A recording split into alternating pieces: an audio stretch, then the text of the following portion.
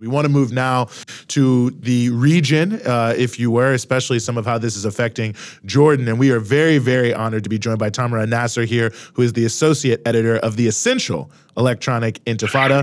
Tamara, thank you so much for being with us. Thank you so much for having me.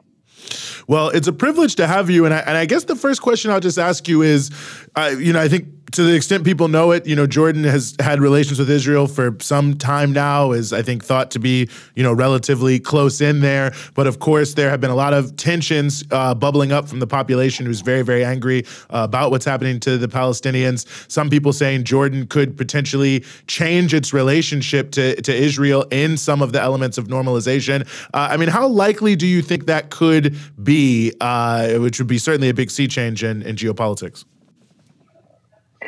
I don't think it's very likely in the grand scheme of things, but just in the past few hours before this show, there were some rare positive news. The Jordanian foreign minister, Ayman al-Safadi, announced that Jordan won't be signing a deal to provide energy to Israel in exchange for water. This was planned to be ratified, I think, this month or next month. But Jordan and Israel and the United Arab Emirates signed a memorandum for this deal 2 years ago, I believe. And this deal proposed that Israel will give Jordan excess water in exchange for Jordan supplying Israel with solar-generated energy. The protests in Jordan have been relentless. People have been on the streets since day one. Jordan's close political, economic, and military ties with Washington, the main enabler of Israel's genocide in Gaza, has definitely not rubbed off on the population. The Jordanian population staunchly and overwhelmingly supports the Palestinians. You hear chants of these protests that support the Palestinian war of liberation. There is staunch and unrelenting support for the Palestinian armed resistance, a sentiment that's, of course, not shared or expressed by Jordanian decision makers. This move to cancel this deal between Israel and Jordan, which, of course, the United Arab Emirates is also a party, and from day one only appeared to be more of a political effort to have Jordan firmly join the Abraham Accords, the series of normalization agreements that were signed between Jordan and Israel, rather than really providing the touted clean water and water benefits to either side. This was always supposed to be a political win for Israel, and Israel would have been the only winner out of this deal. So I think the cancellation of this deal is extremely welcome. People were not really expecting for a material change to actually happen. Of course, we saw the publicity stunt for both the Zionist enemy and Jordan when the Jordanian aid drop in Gaza was coordinated and happened in the Jordanian field hospital on the Gaza Strip earlier this month. But I do want to credit these protests, these relentless protests, which have been a thorn in Jordan's side. They've been happening almost daily. On Fridays, they're absolutely out of control. They're massive protests. Thousands of people show up, and the Jordanian police consistently try to suppress them. They are trying to make them, people usually gather spontaneously. Of course, some of these protests are organized by recognized political parties, but now there's this move to try to make every protest coordinated by the police. But despite the considerable impression of these protests, despite the tear gas, despite the rampant arrests of protesters, people have been relentless and demanding nothing short of the cancellation of the Wadi Araba agreement, the agreement that was signed between Israel and Jordan in 1994 that officially normalized relations between the two countries. It is really inspiring to see, and we can get a bit more into the sort of feeling in Jordan, but I wanted to address, you have heard a lot of rhetoric from the Jordanian government, from various officials, including the king, including Queen Rania, making statements we're not usually used to seeing from them that are quite harsh. Lots of condemnations. I believe there was more condemnations today as the Israelis seem to have hit a Jordanian field hospital that was operating in Gaza. And so I raised that just to note an article that you actually worked on at the Electronic Intifada about how, well, according to reports, Jordan has been basically permitting the U.S. to station additional military forces on its soil throughout Israel's genocide in Gaza. And I'm curious, how do we square that harsh rhetoric and perhaps some of these things that are happening, such as the cancellation of this agreement, or at least pausing this agreement between electricity and water, with the fact that Jordan is hosting the U.S. military as it basically comes to the region in full force to back up Israel so that nobody can obstruct its genocide. That's right. I mean, Jordan, of course, has strongly condemned Israel's genocide in Gaza. Diplomats have been instrumental in pushing the UN General Assembly resolution that called for a ceasefire.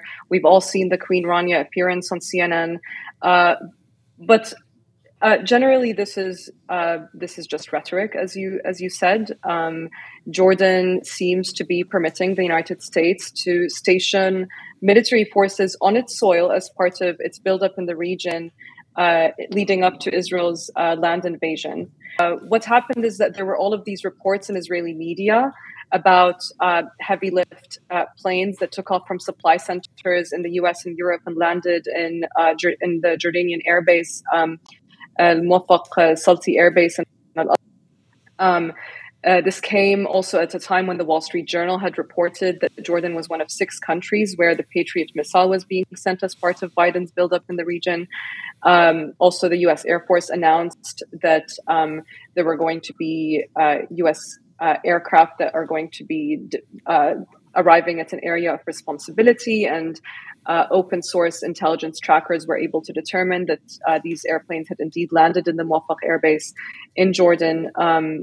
And of course, the Jordanian army came out with a statement following a lot of these reports, including ours, and they denied that Jordan was being used as grounds for the U.S. to transfer supplies and ammunition for Israel to use in its bombing on Gaza, which is not something we have lent any credibility to. I don't think it makes any logistic sense whatsoever. That's not really what we wrote about, and it's actually what the Jordanian army does not deny. That's very interesting. They pointedly do not deny the reported arrival of those U.S. warplanes in Jordan.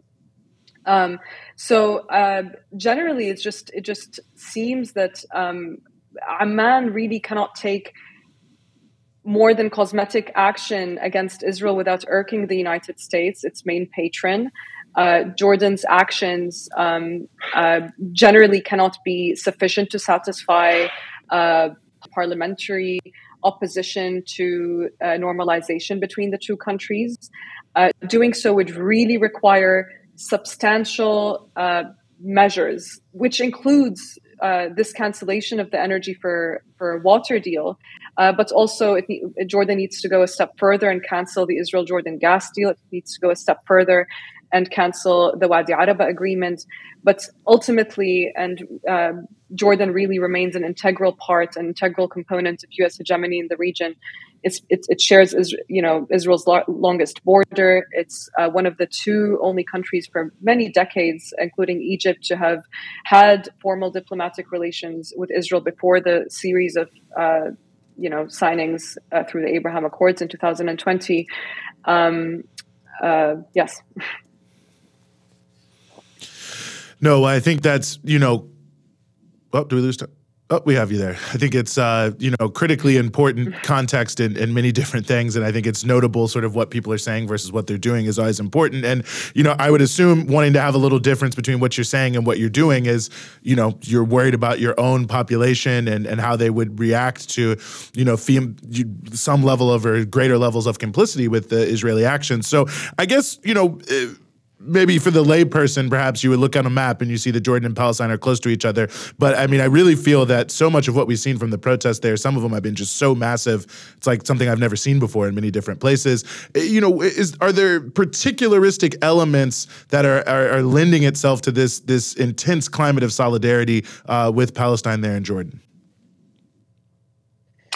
I mean, the vast majority of Jordan's population are descendants of Palestinian refugees, even if they're not officially recognized as refugees by UNRWA, the UN Agency for Refugees. The vast majority of Jordan's population are Palestinians, and this solidarity is natural. I mean, it's not Jordan is so close. When you're in Jordan, you feel just so close to this happening, just right there, and feeling completely incapable, completely helpless in trying to pressure the government to do something substantial other than pushing for humanitarian aid. I mean, the calls for the ceasefire are very welcome and very important, but there is just so much more to be done, and there is just this feeling of helplessness, as you know, given that Jordan remains a client state of the United States. To do something substantial to help end this Israeli genocide in Gaza. So it's really it's second nature. It's the Palestinian question is a regional question. It's a regional cause. It's a struggle against not just liberation from Israeli settler colonialism, but from this U.S. hegemony that keeps Jordan within the fold of the United States and Israel to be used in that way. That stands out as well is there was an attempt. I mean, this is more speaking of Iraq as well, but there was this attempt of like Iraqis trying to go to the Jordanian border, and I'm just curious, as far as like the feelings go, you're talking about this feeling of, obviously much of the Jordanian population is of Palestinian descent, so it's like very close to many people's hearts and minds, but at the same time it does seem like there's a reorientation across the region that at least I've noticed. I'm speaking to you from Lebanon. Like, there was a period of time before October 7th where people were kind of like, oh yeah, Palestine's kind of a thing of the past. I mean, I don't think Iraqis were thinking about it too much. I'm not sure if Jordanians were thinking about it all the time, but it does seem like the region, at least on the ground in the streets, seems to be united in the fact that actually, no, this is the central issue of this region for A, B, and C reasons. And so I'm just curious if that feeling is there in Jordan, of not just of how we feel as Jordanians, but like as Arabs. Absolutely. I mean, I don't think there was ever a question that the Palestinian struggle was the central cause in the region. But I think what was proven on October 7th is just how, I mean, the sheer strategic and military failure that Israel underwent in those on that day was just showed Jordan Palestinians and everyone in the region that this monster that we thought was the most vaunted our region was rooted in a matter of hours, and I think this gave people hope that actually we are not condemned to live within in the shadow of our enemies. We're not condemned to live in the shadow of being client states. That freedom is actually very close. It's very capable. The armed resistance has developed. There is something to be said about that. I think I don't think there was ever any doubt that Palestine was the cause, but there was always this feeling of helplessness. You talk to people and they say, "Oh, it might never come back, and we might never return." But I think October 7th really showed people that Israel is not the vaunted army that we once thought it was. Well, Tamara Nassar, Associate Editor of the Electronic Intifada, really appreciate you helping us sort through all of this and giving us some of your time here on the Freedom Side. Thank you so much for having me. I appreciate you guys.